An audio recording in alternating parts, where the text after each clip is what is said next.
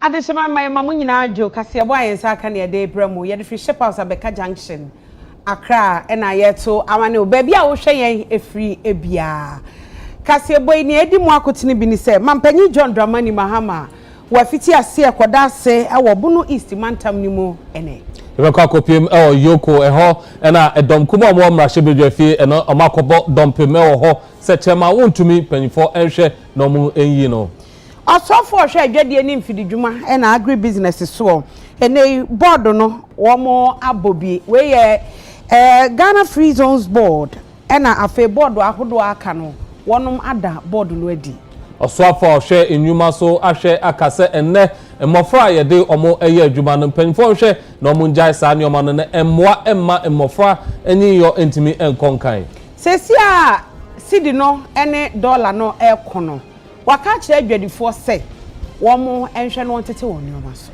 Ebeka akopiem opia kaso e ho na panyifo ede atum dwase ene efama gudie fa nwa yetu no ekofom entimpanyifo hwe no momfa sika enhyem Sempi ka ho ene ede ebre wo nyumako bi adaro ma this way chocolate drink the ohia ye nsuhie ye was special ice mineral water ye was special drinks ye was best point savings and loans enyumako na aso asene ama enwumreka seboyi ye de ebre mo midi ede akosi asapo mene Kwame Owusu Adiomi se yera ensem ni mu ede amampanyi John Dramani Mahama wode nani akire bono na we no wakwakopie mu ewo eye bunu East Mantam ni mu eho na wode nani akire kwa akode dase ewo ho eno akini mampanyi e kire se akwan agodo bi ewo ho a eye akwan a wose yede si anim na yehwe eye ne ntem se de be ye betimi aboa oman ni mpunto titiru ene akuafo ne oma esese wo mu ede eba eye krom na eno ama won hu so atimi aha wo.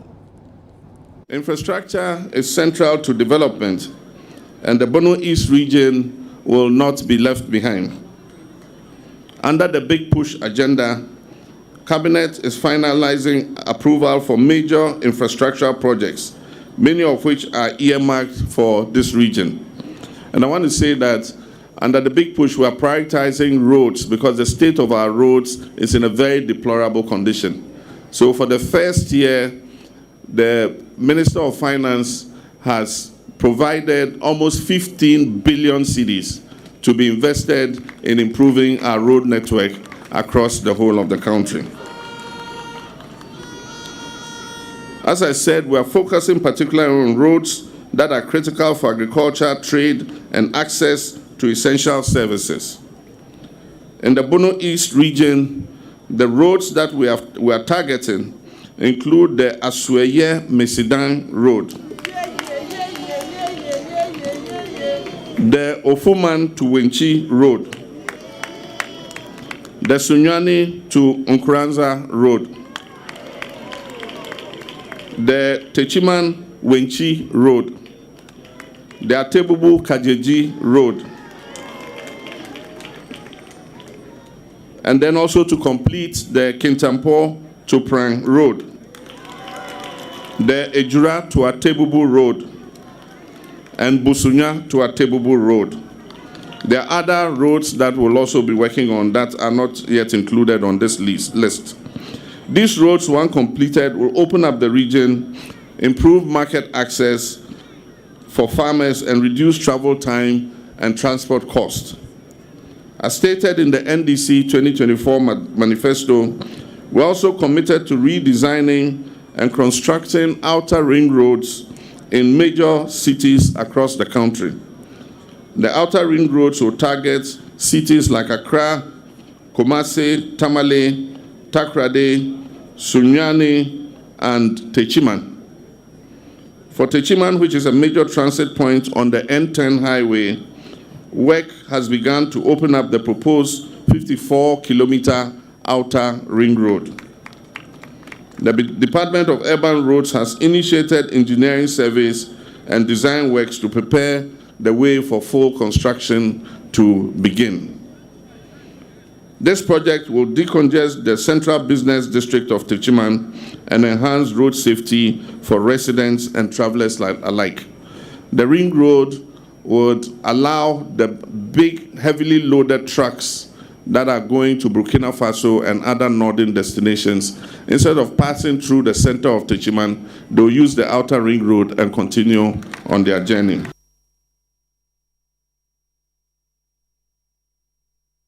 To akasebon so aneko piem ewo iyoko aso munya nimsem dada se asantemantem so afo anasa asantemantem dwantenani ema MPP amanyoko no Yera Bernard entry bosiako enei wako di senseme ewo iyoko aso na no okopiem ewo CID ko bi ase no na iyoko fonso ato ensafre no besinne odaso ehye waka obi na amane mrahye bedwafo edomkuma no omankopiem ewo mrahye bedwafi omunyina akopiem ewo iyoko aso na yenko ahomano so ne Central Prince Akwa ono na etonkra ebrɛ efiri mrahye bedwafi sabre o iyoko aso ne mbisa se edien na ekoso Prince memo adwo emo akwaba eba kasebo iso na jo minim se wakopiem yoko dom kuma no ho sabre besi nei ede na yoko mpanyfo aka chrob na den na ekoso ho ayeni kama Ghana ko nyina akwa me piem United Television so donc on est le type de quoi mais que kuma on parle de tenir il va aller dans la marché on peut lui tirer quoi vous c'est oh yeah now the on me just to the brother the you people have come here but I want to know more so kwa dia na afi to the can pass the real speaker on any come for the na local office no what kind of condition no omo hwe so mutumi every you that omo sabe be abuana yewura chama wontumi etimi epia bonte even though Ghana and because na esia I was say emrano ele bi pepe na lo ko ma be bi wontumi into yaka na je se wa sheda se no na wa se mi pere foti mo se ka wa de to se ku enu we di onye ko ni pa yewura afu eji bo so so mo na se de gani malo no nim ko mo te if you get them kai eto obani mo ko be ba we just for mo na mi malo ichi mo se we be se the question ni sao you know and you see upon onye mrashe twede in other procedures I was mo ya mo pass that to abama ho o just say me na mo ko chairman chi anasa no sabi o program so me party me da was na me chawo tipo di kai no me kupe national parliament ne be man ko content cross na me ba parliament ina manyo ko bi asenso de ne wo mutumi so na me ba parliament aye MPP amanyo ko so ko amanyo ko to me maybe so ya Santi regional MP for Australia ho e wa Santi region so no ye chairman party no the last until I'm the parliament no a party no ni titeni and then who then fact no care about me to quite first day no picking no me buy na me find say oh and the send ya dey how much you in there after a few hours no me down to I never you know o dey train akari I'm really kwa na kona ye hushiye na penifo akọ na bibia emaye no na esunse no ade no ya ntokwa kese enye ntokwa ketwa se oye ngomweza over asa groni edi jobe boko te nunti na ne ba te ma se be ka foni na yina so ya dasa e ka manyoku do na wo se ye ko tresa manyoku no papa ne ka no se be ta manyoku no o dom and the issue Baba mechanic. Yes, to me. When you need them, Puma, open your papa, ye popular. Will be a new one. And the company never compare friends Chamount to me. Minima Okola open you, piano Chamount to me. And to me, Nimni chair, ni passa, no, who no, Mr. Bimiam and Nimini, but bail conditions, no. And you know when just so police for us and round from for the shut and the power the power in who someone now the power in one some can and the bill for condition a coso then the power here if you ha be friend say or your money co chairman say or Japan or Yuma a bushie or ha it's a bad of nipa say what cast were done I see me coaching for paying anything. Me who took no Casablanca bar and cry about police for no Casablanca a whole 2 times. And the game plan, Timmy must add your way, and Timmy company say, Mimi.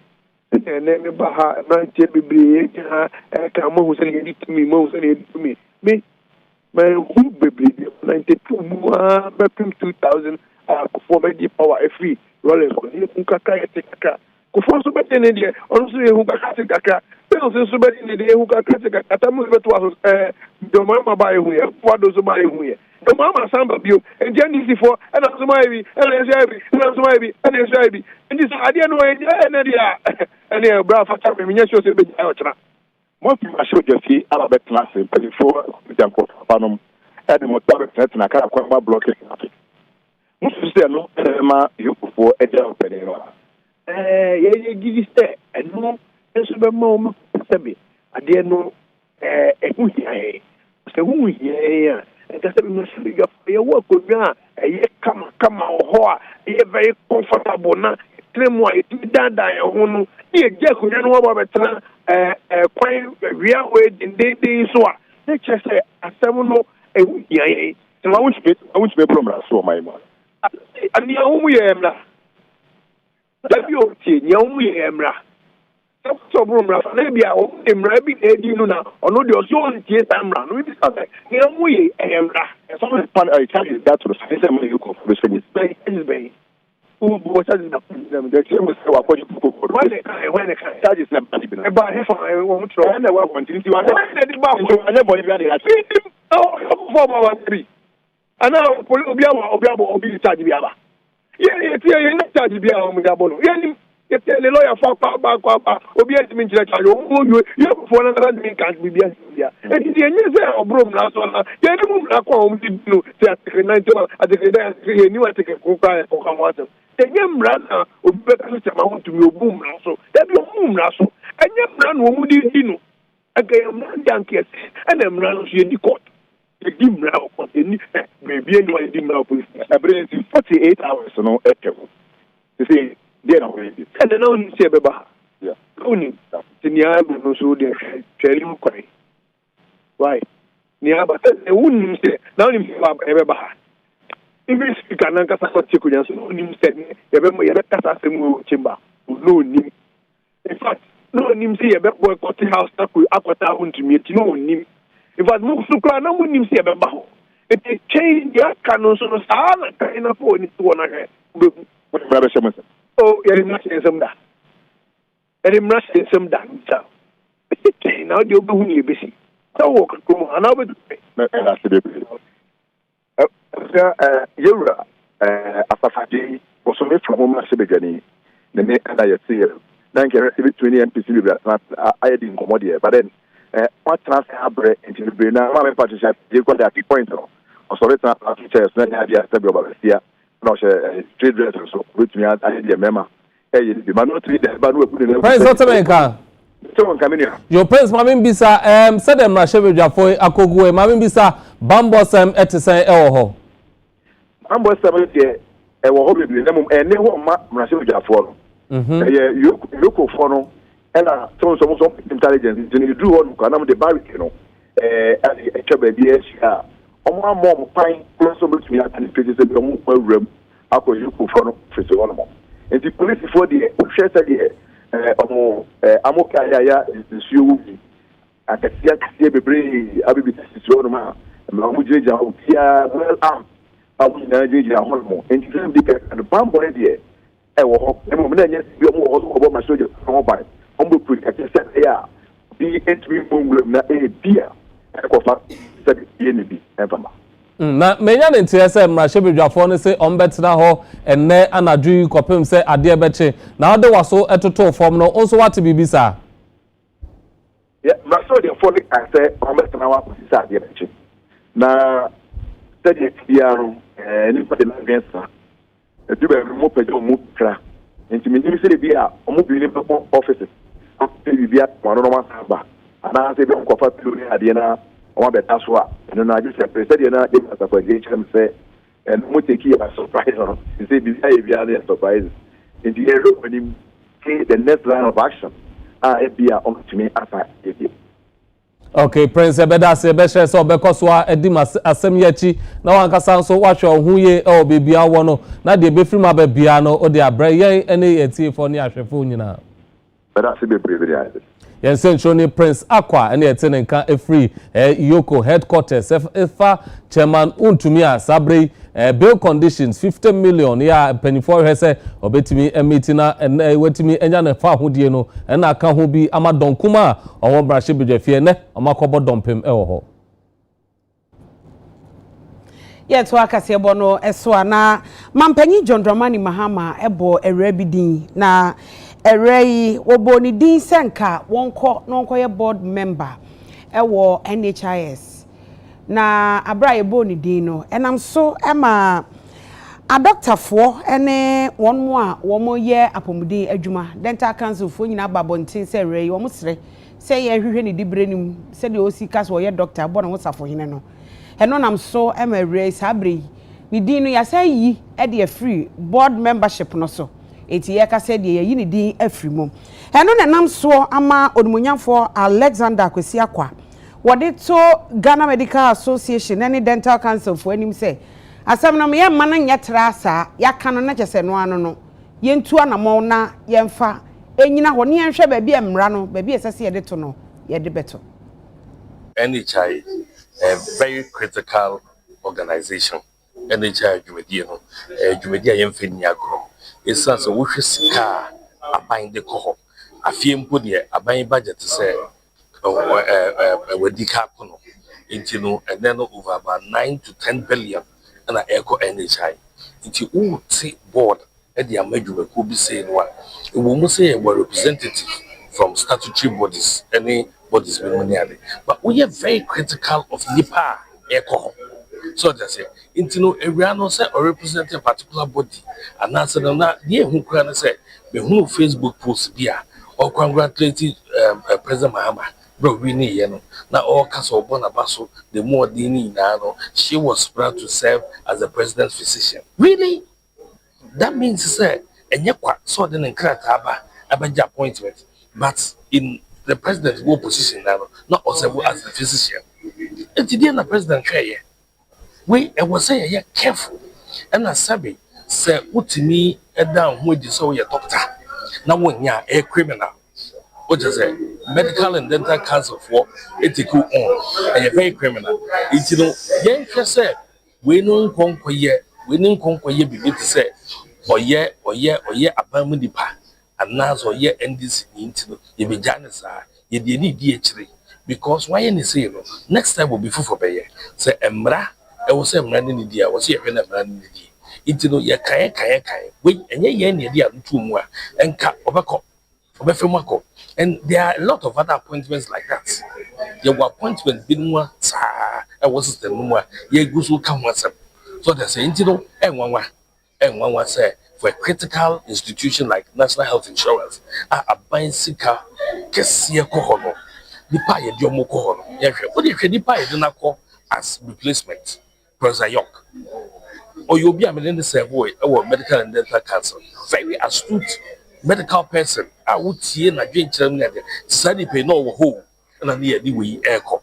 At the end, you know, and you are no man this almost and Fenny, because yes, I know a better confidence.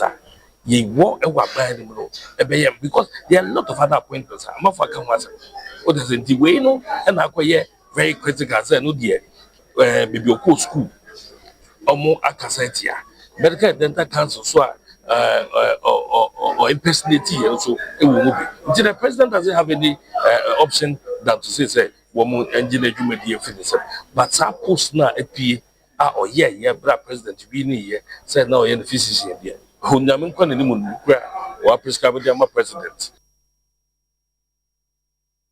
So far no na hwe njuma so honorable Rashid Hassan Pelpio ene wakasa achemu se nkola ye de omo adwuma no omo be 2 million ohanchemu aduonu enwotwe 28% no omo fie no every enum ekonso no ade a ha adwen ntimpanyifo hwe no omo ntu anamo papa de nsem nyina to dwa enne eda ye si wo se nkola ye de omo di dwuma no ye behwe ne atu ase na papa yi ekokasa wase.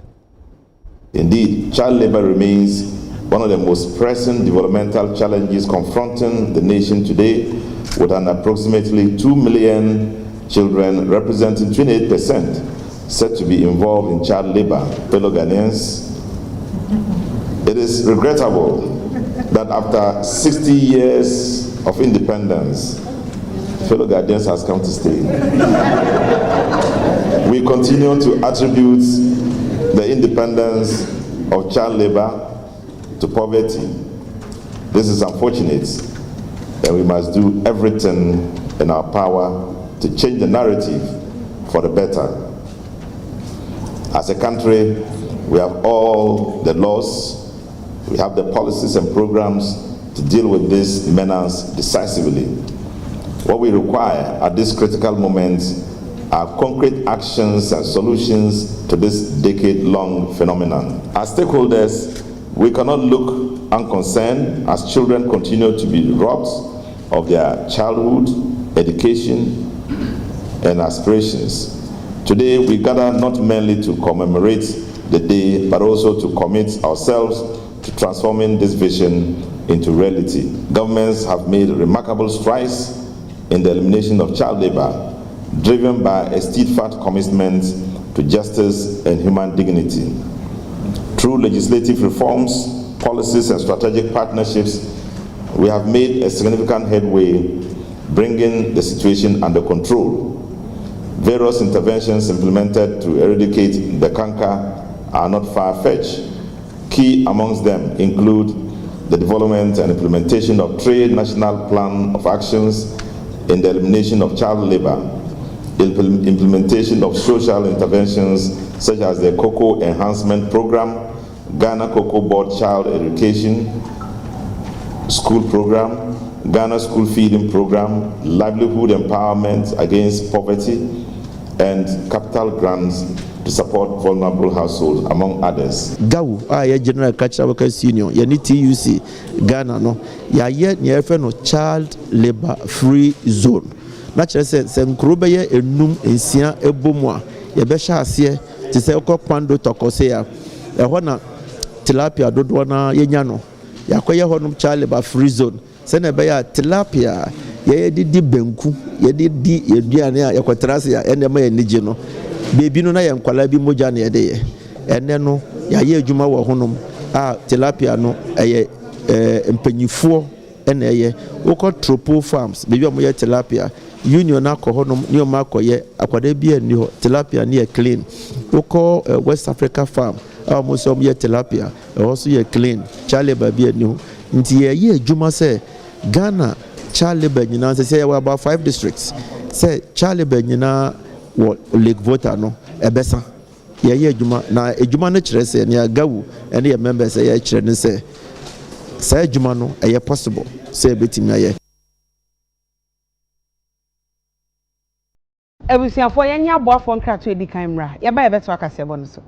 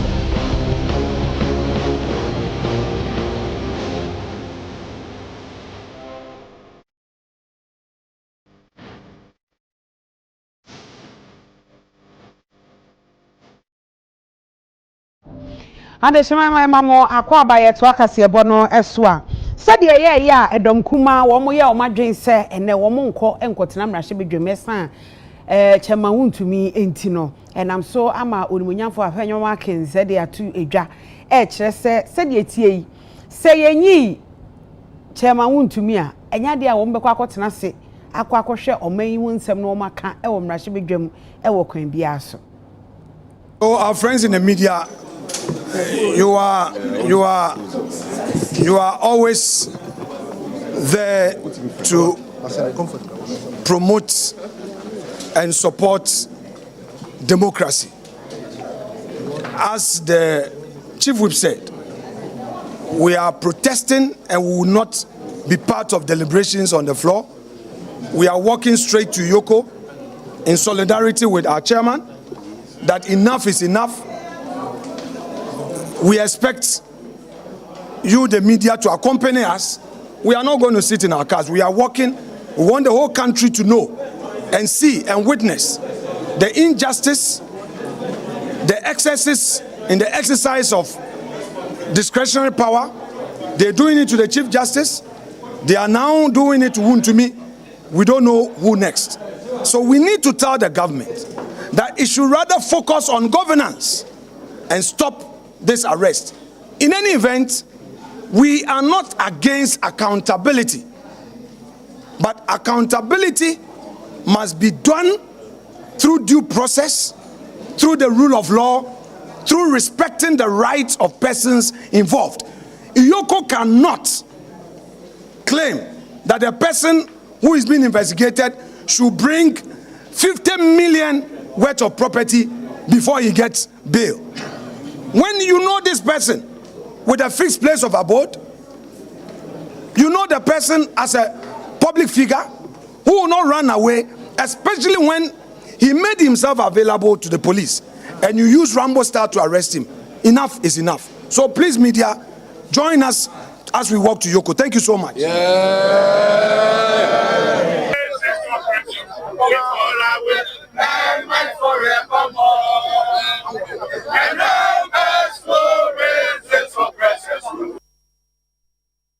Yeda so ewo mrahye bedwafie wa eye so anase mrahye bedwani a ono ene gina ho ma kwasi mintim honorable Fifi Backman akasa atremu se eye anamo a donkuma no afase ompeso omko court na omko hwe na bail a yede ama chema wontumi no sikasem na omhwe na omo ye ho bibi no oni omo eye adwen nanso se omo gya omo adwuma ho se mrahye bedwafo akotena Yoko se omo hwe kopem se be chema wontumi omo mrahye bedwafie emeye adwuma ne de enya de se fa kwam Parliament or represent Ghana.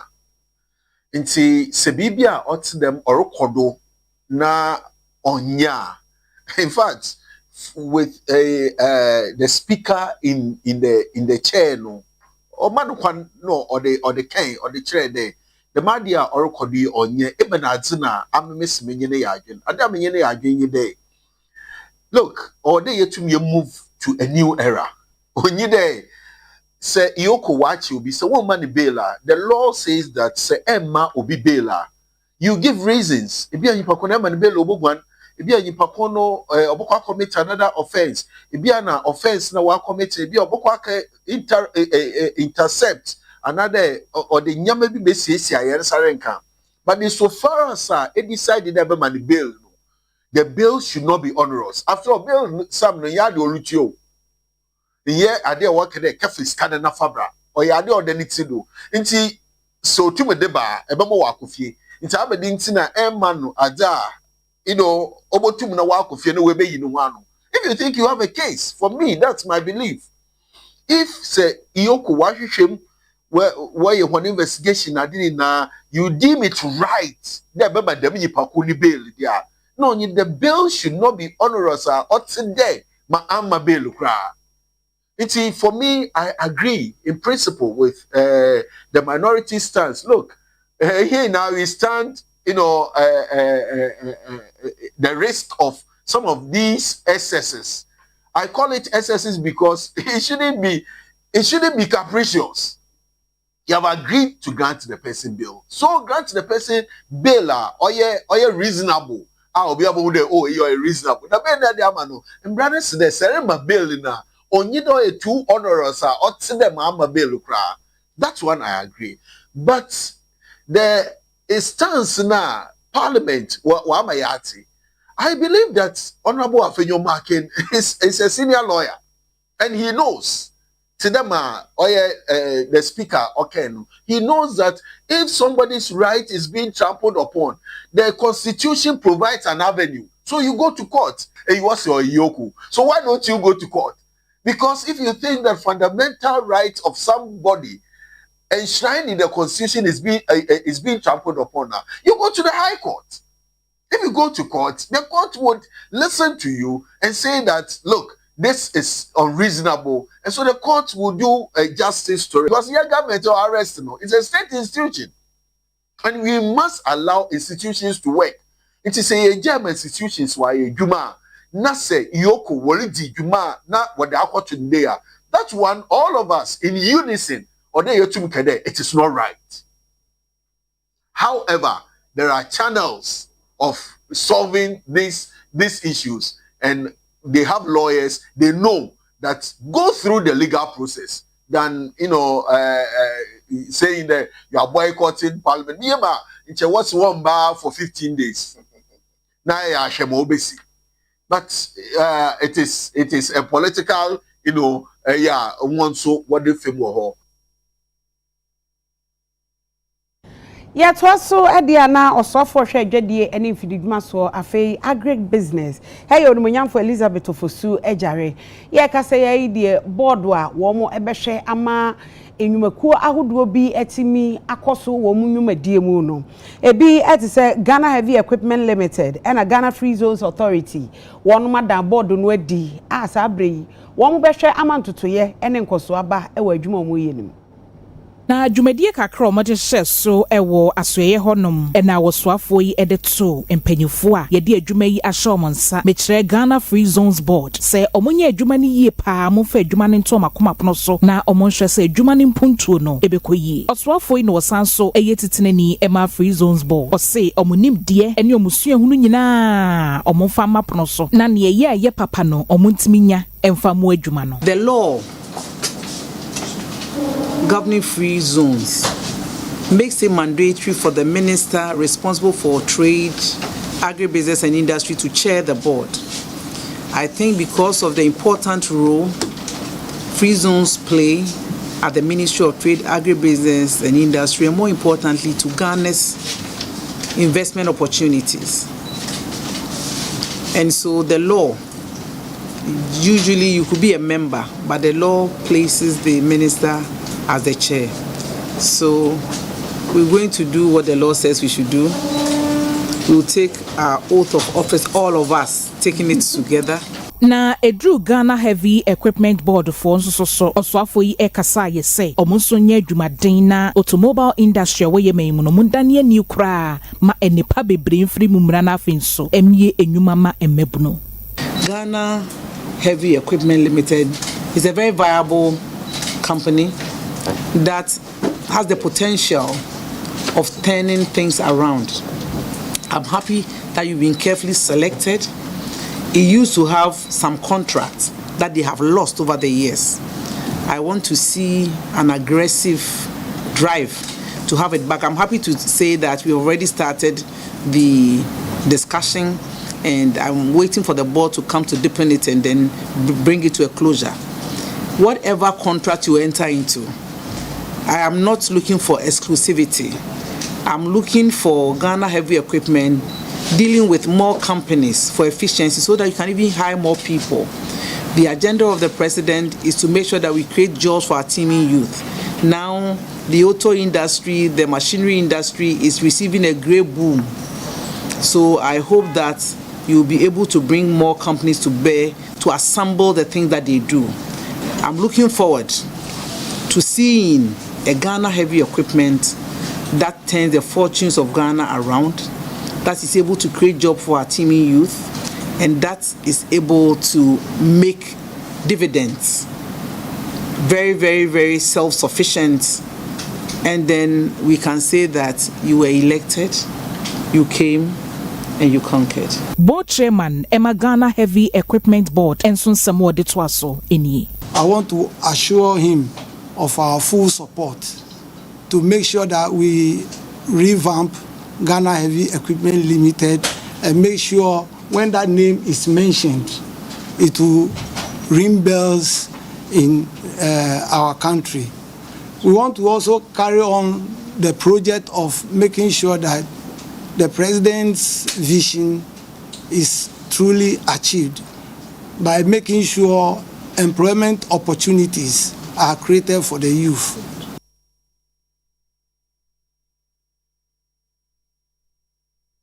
Yet to Kasebo so ane kopiem e Public Interest and Accountability Committee for so empenfo e dia to edwase e fama gudi e fango a yetu no dane dan na kwa na ekofom timpenfo hwe na omontoto e ho sikasem ye sede be a e betimi aboa ama oman ye puntuo ye fa fango sem no etimi akonanim.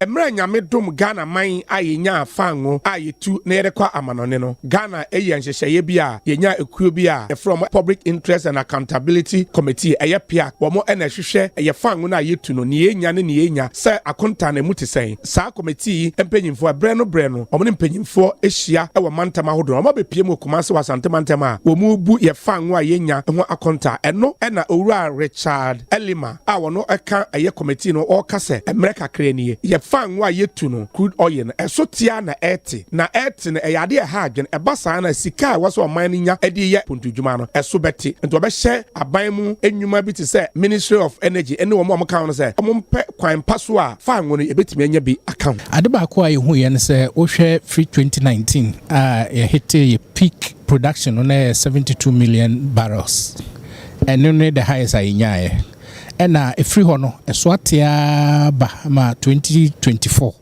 enya 48 million na de ma ne hu ne se aban sika onya free fangu tuom no ni nyina agina production so this production so tia kire se sika aban so benya no eso bete se sika aban benya no so eso tia kire se sika nka ebeye available ma aban de di mpuntunwuma no eno so eso bete ade bia ya yemhihie kakra eno ntina ya highlight no as the first point the recommendation ya ma aban ne se aban to anamo they also ye bia no nye na yentwe investors emra ye petroleum industry nim si yenya investors free amanone free Ghana bebi ebenya bibia no omoso betumi abehwehwe fango ni bi omunya fango ni bi a yebenya additional wells abeka de ye wo dada no yenya omoso so behye ase so mu ye adwuma na chese production no akosoro na esa ban so sika no enso betumi akosoro eno achi Kumasi Kropon aso ye panyimpa oda no mayor edema Kumaso onimonyamfo Richard Ofori Ajiman Buadi ono ena gina asante mantama soafo onimonyamfo Dr. Frank Amwakohene anaimu a ono so ekasa ya ochiremu sei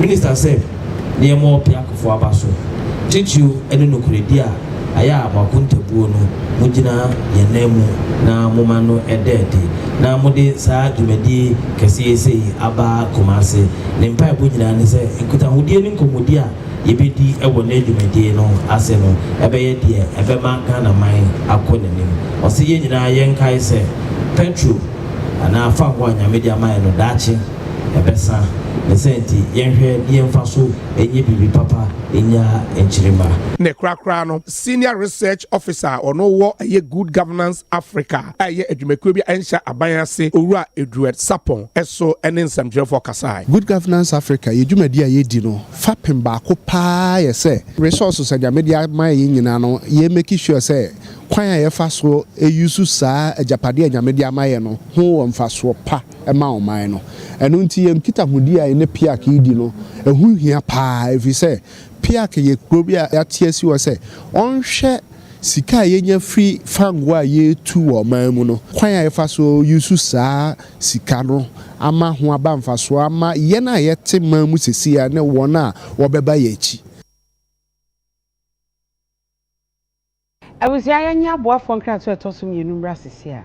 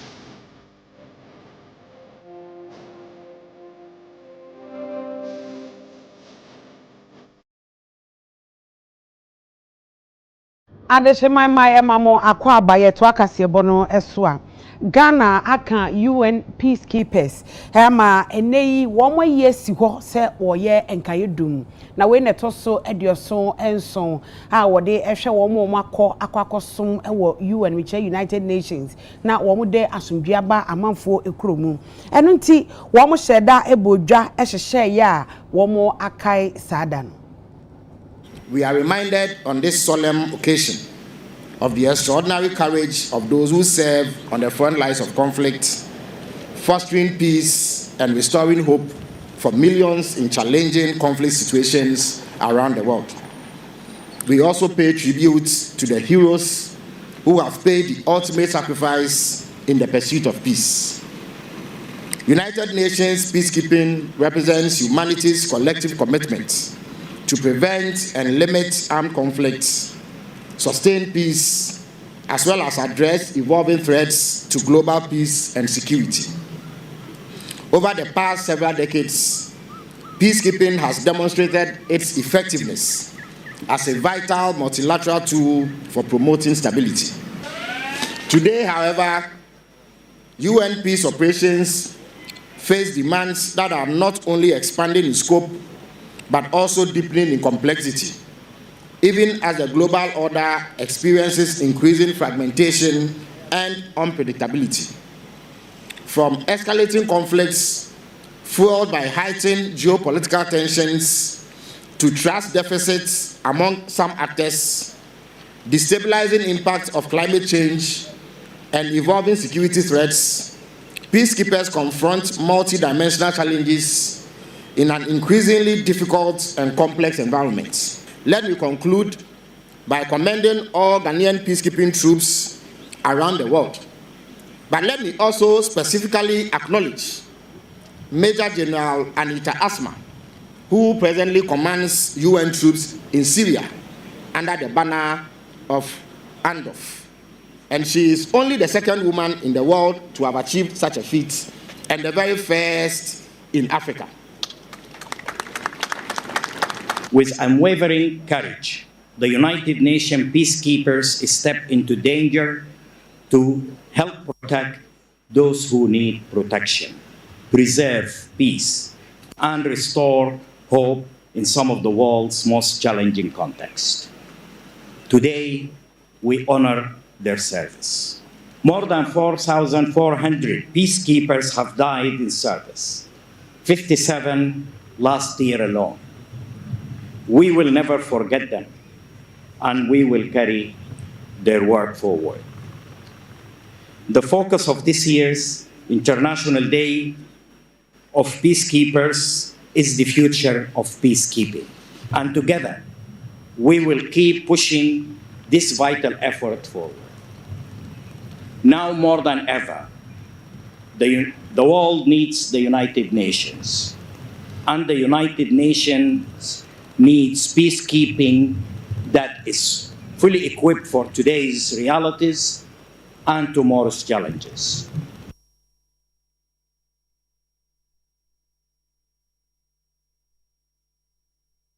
Kasiabo no asi abusiafo na ye kai mo se president hu hia so betwi usi anopa atwi anwumre okoda na watwi na ye kama o sori a wonum hwehwe hwam president se owo ahodo a obi ahia bi e woni fie panimfo de enkwada de ye wo chako wo ho eno bidie ne ye de aye ye wo herba ho ye de herbs ana se wo hwe ye bibiduro no ana wo makeka bomu a wo mo de aye ne wo triple action eno so bo adwuma pa yi wo si asenka ani nyina eyi nka bia efi wanum ye won kwada de nso e wo ho a president de ya anwanwade e wo afie bia mu sanso e na matade e hyemi e ye Clothing Palace e wo Accra mekire Accra lava nanimu ho pe wugina lava animu ho ene ne di hwe animu pedi wani hwe soro pe wo mo na wo hui e ne wo mu ni nkita ho e 0271998313 0271998313 midi e de akosi asapo bene Kwame Owusu Eduomi. Ya mamu nyina